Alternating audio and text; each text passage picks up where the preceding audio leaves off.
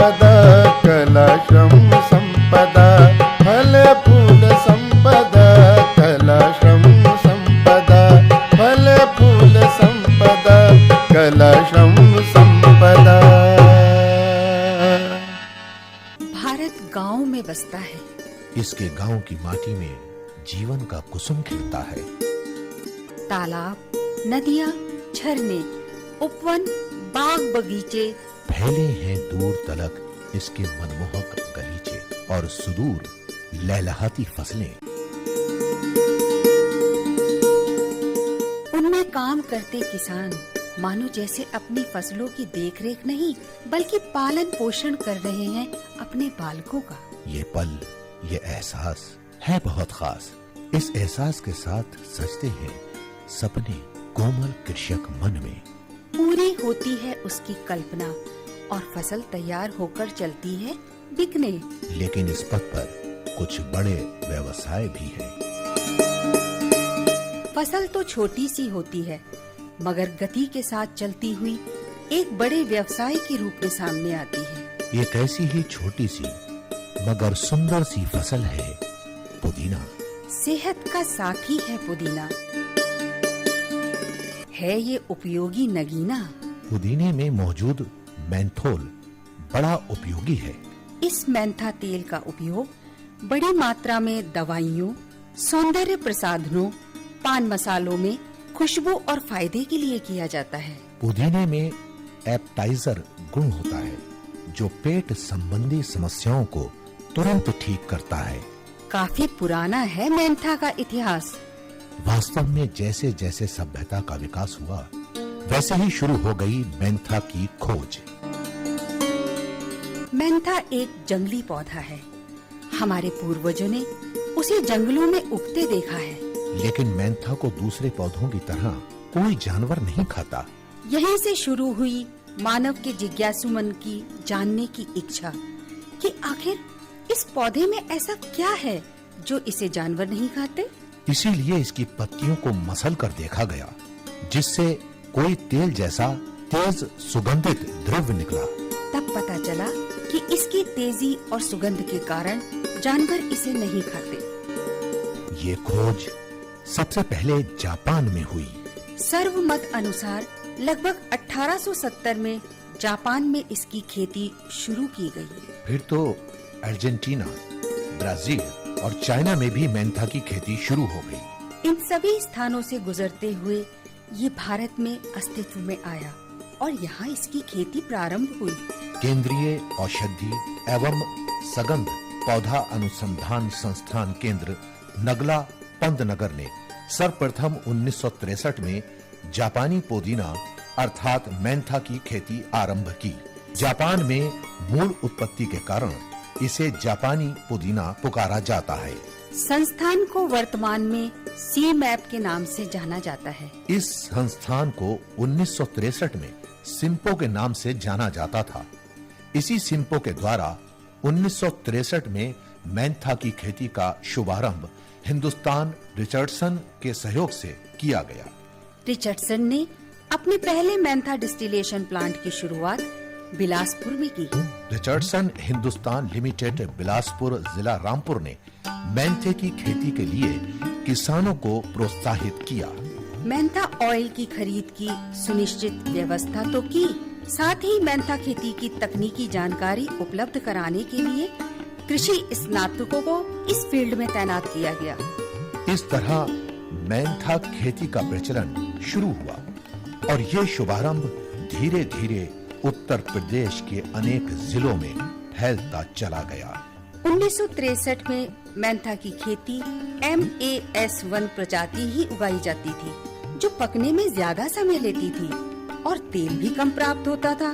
वर्तमान में सीमैप ने अनेकों प्रजातियां विकसित की हैं, जिनमें अच्छी गुणवत्ता के साथ साथ अधिक मात्रा में तेल प्राप्त हो रहा है। ये प्रजातियां हैं कोसी, हिमालय, सक्षम, कुशल और सीमैप सरयू। मेंथा की खेती की शुरुआत कैसे हुई, इस बाबत जानकारी देते हुए आप हैं केंद्रीय औषधि एवं सगंध पौधा अनुसंधान संस्थान के तकनीकी अधिकारी डॉक्टर JP सिंह। इस एरिया में हम लोगों का ये जो संसाधन केंद्र है 1963 में यहाँ स्थापित हुआ था और हम लोगों ने यहाँ मेंथा की शुरुआत की थी और उसके बाद ये रिचर्डसन जो हिंदुस्तान लिमिटेड है उन लोगों ने यहाँ कॉमर्शियल कल्टीवेशन शुरू किया, क्योंकि हम लोगों का मुख्य कार्य अनुसंधान था।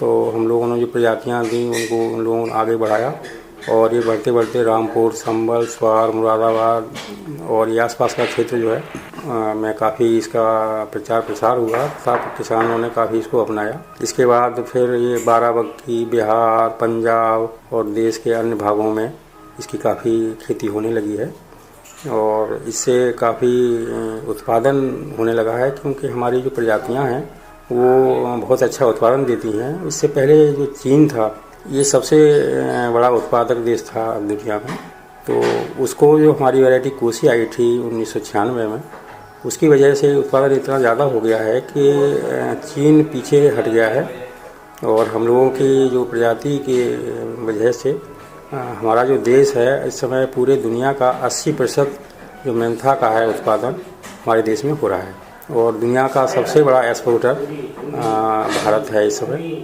और ये हमारे लिए गर्व की बात है। ये जो इसका जो शुरुआत है हम लोग जापानी मिंट कहते हैं इसको। जापानी मिंट केवल नाम रखा गया है क्योंकि इसका जो शुरुआत है जापान से हुई थी। 1870 में ये जापान में शुरुआत की थी इसकी खेती की। उसके बाद ये धीरे धीरे अर्जेंटीना, ब्राज़ील, अन्य देशों के बाद ये हिंदुस्तान में फिर शुरू हुआ। ये जो है किसानों के लिए एक मुख्य रूप से आप कह सकते हैं कैश क्रॉप है। ये जो हमारा गेहूं है उसके बीच में इंटरक्रॉप करके इसमें कर लेते हैं, जिससे हमें अलग से कोई खेत की तैयारी नहीं करनी पड़ती है। साथ साथ जैसे लाही गेहूं कटने के बाद भी इसको लगा लेते हैं और उससे बहुत अच्छा उत्पादन लेते हैं। इस समय इसके जो दरें बहुत अच्छी हैं, तो किसान मतलब किसी भी तरह से इसको छोड़ना नहीं चाहता है और किसी रूप में, चाहे वो अंतर फसली हो या गन्ने के अंदर लगाना हो, गेहूं में है। और हमने आजकल देखा है कहीं कहीं तंबाकू और आपका लहसुन प्याज है उसके अंदर भी ये इंटरक्रॉप कर रहे हैं किसान। जो हमारा देश है इसमें टोटल जो एरिया कल्टीवेशन में है 1,60,000 हेक्टेयर है और ये इससे जो उत्पादन है लगभग 16,000 टन इसका उत्पादन हम लोग ले रहे हैं। और सबसे बड़ी बात है इसमें जो है लगभग 35,000 फैमिली इन्वॉल्व हैं। साथ साथ इसमें जो मानव दिवस हैं लगभग 4 करोड़ मानव दिवस जो है इनको काम मिलता है, तो इससे बेरोजगारी भी दूर हो रही है। साथ साथ किसानों को इससे एक अतिरिक्त आय मिल रही है।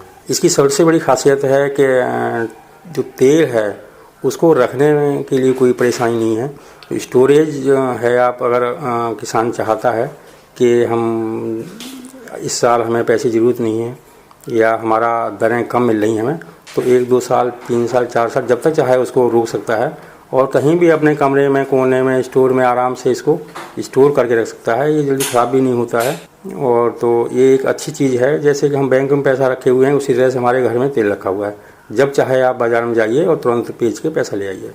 ये सबसे अच्छी इसकी खासियत है। आरंभ में मेंथा की खेती अकेले की जाती थी, अब सह फसली खेती की सिफारिश की जा रही है। उद्देश्य सिर्फ इतना है कि खेती में लागत कम हो। किसान अब सह फसली के रूप में इसे उगा भी रहे हैं। इससे मुख्य फसल की पैदावार तो ज्यादा होती ही है, साथ ही मेंथा की खेती भी अतिरिक्त मिल जाती है और खेती का खर्च व समय दोनों में बचत हो जाती है। हमने बात की ऐसे ही एक मेंथा उत्पादक से। आप हैं गांव जेठनिया रामपुर के श्री जमुना प्रसाद। आप कौन कौन सी फसलें उगाते हैं? मैं धान, गेहूँ, मेंथा वगैरह भी बोते हैं। अच्छा जी। मेंथा किस ज़मीन में बोएंगे? कौन सी फसल थी इधर? इधर धानों के बाद में जो मेंथा बोएंगे अभी लगभग 1 महीने बाद बोएंगे। अच्छा जी। गेहूँ नहीं लिए उसमें? नहीं, गेहूँ नहीं है।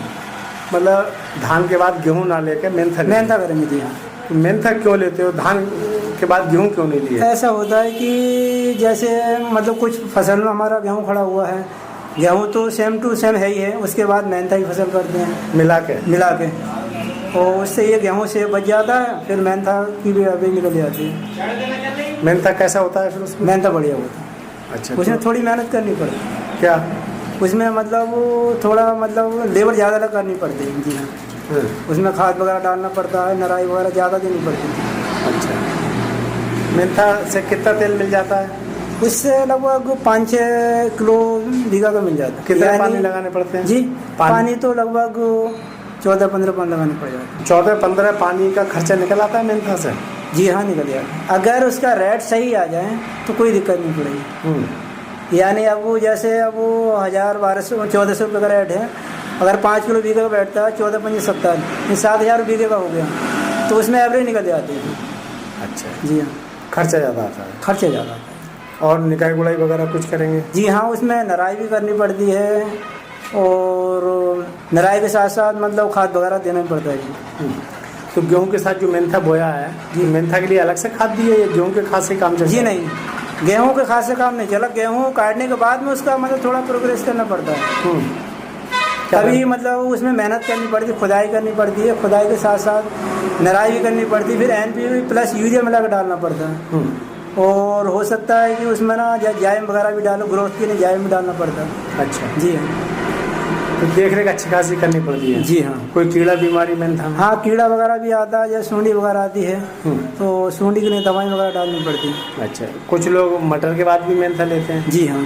वो कैसा होता है? वो गेहूं से अच्छा होता है। अच्छा, गेहूं की फसल के साथ जो बोया जाता है उससे अच्छा होता है। जी। और इधर लाही के बाद मेंथा? लाई के बाद मेहनत होता है। अच्छा। लेकिन लाई के बाद तो मेहनत ज़्यादा डेवलप नहीं होता, उसमें ना थोड़ी खुश्की आ जाती है लाई से जमीन में? जी हाँ, तो ज़्यादा मतलब डेवलप नहीं करता मेहनत जी। लेकिन मटर के बाद में अच्छा डेवलप करता। गेहूं जो आपने बोए हैं और उसमें मेंथा बो दिया जी, गेहूं की कितनी पैदावार मिलेगी? उसमें लमसम लगभग 2-2.5 कुंटल बीघे की पड़ जाती है। और मेंथा पूरा होगा? मेहनत पूरा हो जाता निकाई गुड़ाई कितनी करनी पड़ेगी? है। कम से कम 3 नराई तो करानी पड़ेगी जी। कोई दवाई भी डालते हैं? दवाई भी डालते हैं। कौन सी? जैसे उसमें मतलब कीटनाशक या वैसे घास के लिए? घास के लिए कोई दवा नहीं डाली जाती। घास नहीं होती? जी नहीं, मतलब नराई से मतलब घास साफ हो जाती है। अच्छा जी। और कीड़े के लिए कौन सी दवाई? कीड़े के लिए अगर जैसे दीमक वगैरह होती है तो उसमें जैसे फ्यूराडोन वगैरह डाल देते हैं या गामा BSC वगैरह भी डाल देते हैं। या ये भी हो जाता है कभी कभी सूंडी की शिकायत आती है ना, तो उसमें फॉरेट वगैरह बखेर देते हैं। और मेंथा में और क्या क्या काम करेंगे? उसमें बस खाद वगैरह डालना पड़ता है, प्लस मतलब कभी कभी ऐसा होता है कि यूरिया की भी स्प्रे मार देते हैं, उससे मतलब उससे थोड़ा डेवलप हो जाता है। अच्छा, बताइए कब वो फसल काटने लायक हो जाती है? फसल ये लगभग ये मई में काटनी पड़ेगी। अच्छा जी, मतलब लेट आती है। हाँ। जी। और ऊपर से कोई खाद और कोई देते हैं? खाद वगैरह वैसे तो कोई नहीं डालते हैं। ऊपर से? जी नहीं, यूरिया वगैरह देते हैं। यूरिया देंगे हाँ। क्या हिसाब में? यूरिया तो लगभग 50 kg पर एकड़ के हिसाब डाल देते हैं। और लाइन से लाइन दूरी कितनी रखते हैं? लाइन से लाइन की दूरी लगभग 2 फीट तो रखी जाती है। अरे 2 फीट? जी हाँ। घना नहीं लगाते? ज़्यादा घना नहीं लगाते। अच्छा। घना लगाने से उसका पत्ता गिर जाता है, उससे जब गर्मी लगती है तो पत्ता गिर जाता तो इतने दिन दूरी पर लगा देते हैं तो कितनी जड़ एक एकड़ में पड़ती है? है। इतनी दूरी पर लगाने से लगभग 2 कुंटल पर एकड़ पड़ जाती है। जड़ों में कोई दवाई वगैरह लगाते हैं? मतलब उससे ऐसा होता है, बॉबिस्टिन वगैरह है ना, इसका मतलब इससे शोध कर देते हैं। बॉबिस्टिन है, थायरम वगैरह से जड़ों को? जड़ों को। उससे क्या होता है? उससे ये होता है कि जो पंजीसाइड जो बीमारी होती है वो नहीं लग पाती है। कुछ लोग कहते हैं कि बड़ा झंझटी काम नहीं, है। कोई झंझट काम नहीं, ये तो बहुत अच्छा मतलब हिसाब है। अगर शोधन करके आप बीज का इस्तेमाल करेंगे तो उससे वो होता है कि आपको फसल अच्छी मिलेगी। अच्छा जी, अच्छी पैदावार मिलेगी? अच्छी पैदावार। तो इस तरह 2-2.5 कुंटल गेहूँ आपका बीघे में हो जाता है? जी हाँ। और अगर 5-6 किलो तेल निकल आया जी हाँ, तो वो भी अच्छे पैसे अच्छे पैसे होंगे। तो इस तरह से मेंथा जो है वो गेहूं के साथ या मटर के बाद या लाही के बाद जी लेते हैं तो अच्छी पैदावार मिलती है। इतनी आसान भी नहीं है मेंथा की खेती। बहुत मेहनत और देख रेख के बाद इसका फल मिलता है।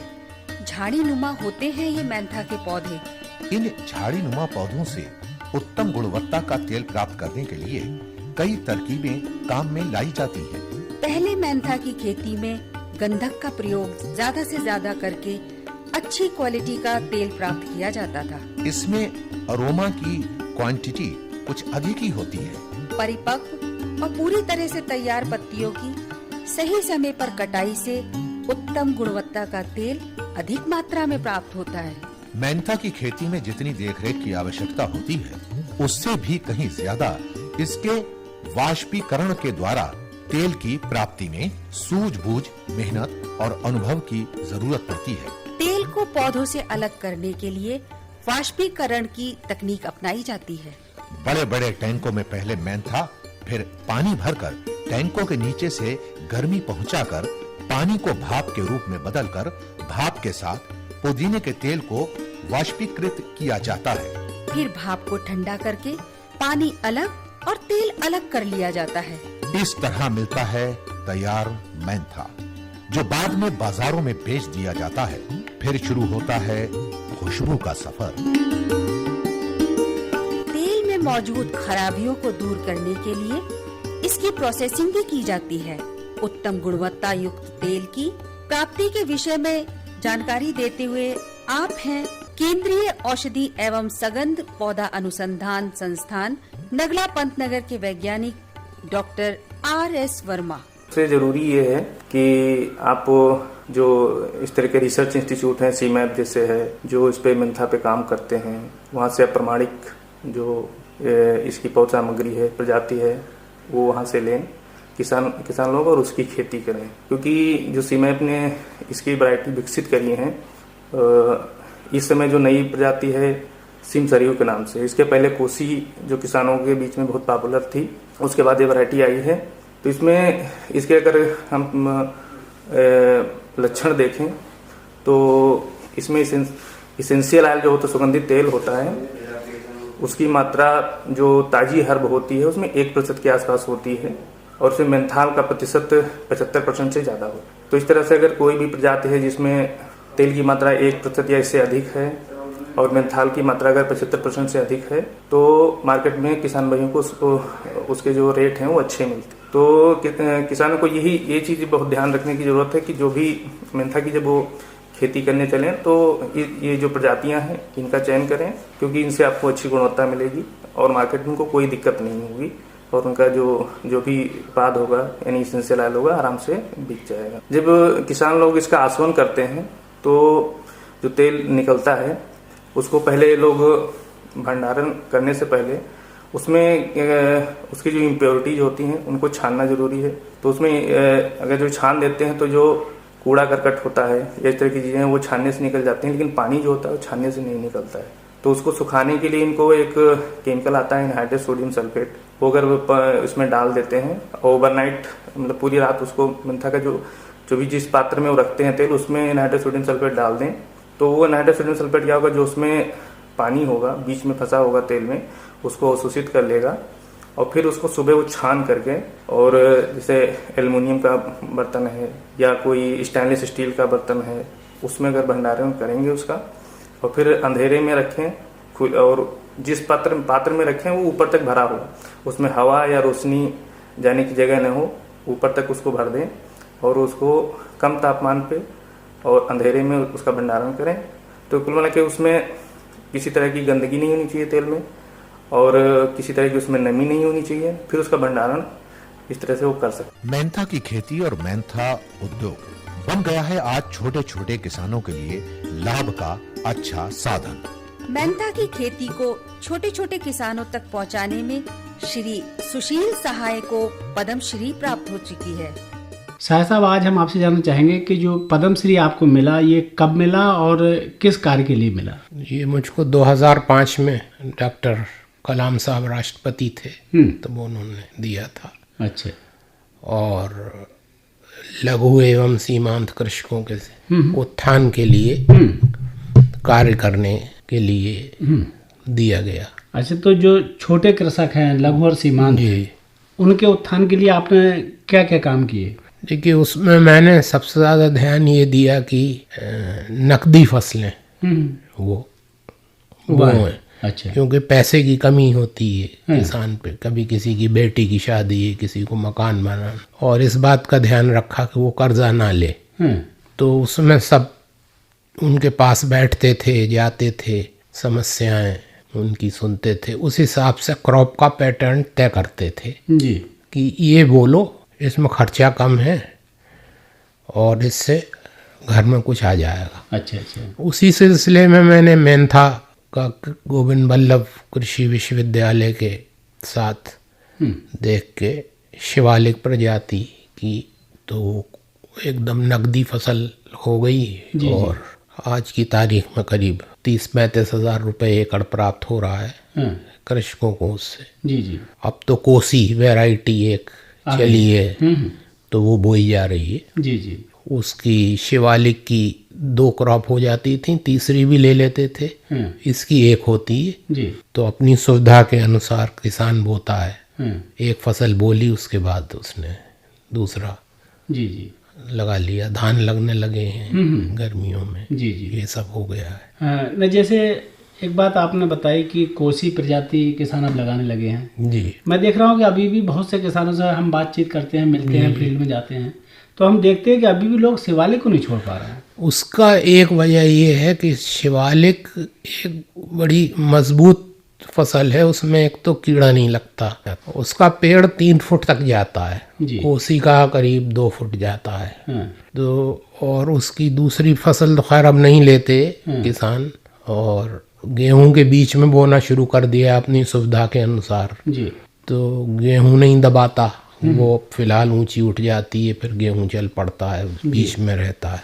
तो वो एक मजबूत फसल है, वैरायटी। जैसे कि ये जो आपने कोसी की बात की, तो बहुत से किसान ये कहते सुने जाते हैं कि इसका पौधा थोड़ा झाड़ी नुमा होता है। जी जी जी। फैलाव ज़्यादा होता है। जी, फैलाव होता है और पत्तियां जल्दी गिरने लगती हैं।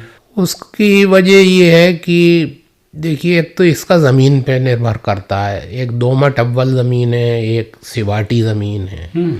तो आमतौर पे किसान क्या करते हैं, 1.5 फुट पे लगा देते हैं जी, लाइन से लाइन। 1.5 फुट पे लगाने पे उसमें जब मिल जाता है पेड़ तो पत्ता गिर जाता है। इसको 2 फुट पे लगाना चाहिए, शिवालिक के 2.5 फुट पे लगाना चाहिए, जो उसमें पत्ता नहीं गिरता, तेल की मात्रा अधिक प्राप्त होती है। मतलब शिवालिक 2.5 फीट पे लगाएं और कोसी 2 फीट पे। 2 फुट पे लगाएं। अच्छा। अब इसमें भी ये है, जो किसान हमसे अच्छा समझता है कि अगर उसकी ज़मीन कमज़ोर है तो वो 1.5 फुट पे लगाए, क्योंकि फसल की बढ़वार नहीं होगी, ज़्यादा बढ़वार नहीं होगी, तो उसको जो उसकी हर्ब है वो ज़्यादा मिल जाएगी। तो वो अच्छा रहेगा। वैसे ये कहते हैं कि जितना मेंथा का पोर्शन खुला रहता है, जैसे जिसको धूप ज़्यादा मिलती है जी, और धूप जब ज़्यादा मिलती है तब तेल ज़्यादा पत्तियों। हाँ, तो उसी हिसाब से लगाना चाहिए कृषक। तो वो सब समझदार हैं, सब लगाते हैं। अब देखिए, किसान से ज़्यादा आविष्कारक कोई नहीं है। जी जी हाँ, खुद करता वो है। अपने इकोनॉमिक कंडीशंस को देखते हुए अपनी ज़मीन की तरफ देखता है और उस हिसाब से अपनी फसल बोता है। जी। हमने जो सीखा और एक्सटेंशन का काम किया, कृषि प्रसार, वो एक तो हमारी शौक था, हॉबी थी। जी जी। दूसरे उसमें मेन कारण जो था वो ये था कि किसान के पास जब जाते थे तो उनसे हम उनकी बात सुनते थे। जी। तो एक किसान से एक चीज़ सीखी तो वो दूसरे को बता दी। जी जी। उससे सीखी, वो उसको बता दी। तो उनकी कोई ना कोई ईजाद होती नहीं हर बार। जी जी। जो कि और कोई चीज़ ना समझ में आई और उनके साथ बैठ के उलझे, उन्होंने कहा साहब ये तो ऐसा हो रहा है, अब क्या हो। जी। तो यूनिवर्सिटी में हम फीडबैक देते थे। काफी उपयोगी है मेंथा का तेल, जो मिलता है पुदीने की सुंदर खुशबूदार पत्तियों से।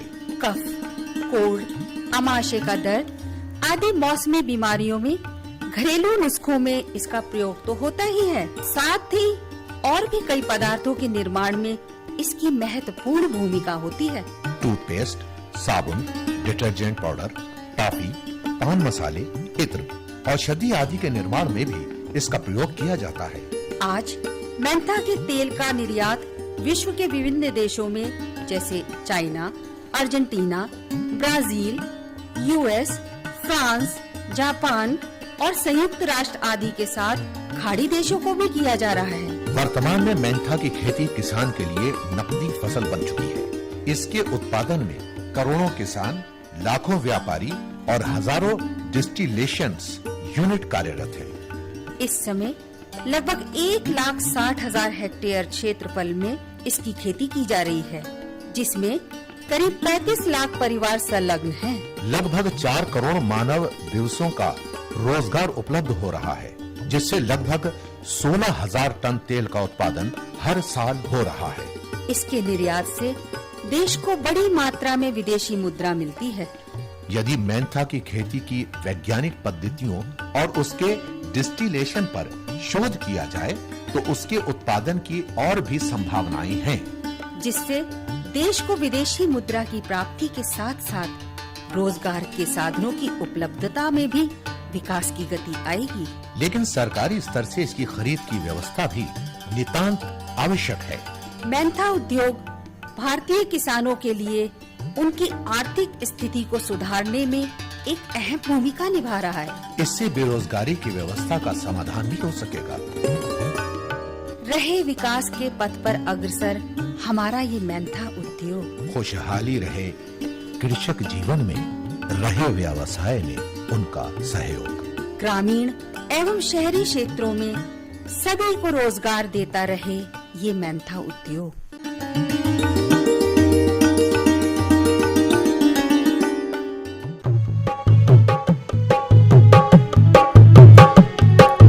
फले फूल संपदा, फले फूल संपदा, कला श्रम संपदा, हुनर से लगन से श्रम से उद्यम से हरी भरी धरा है, घर नगर भरा है। फले फूल संपदा, कला श्रम संपदा, फले फूल संपदा, कला श्रम संपदा, फले फूल संपदा, कला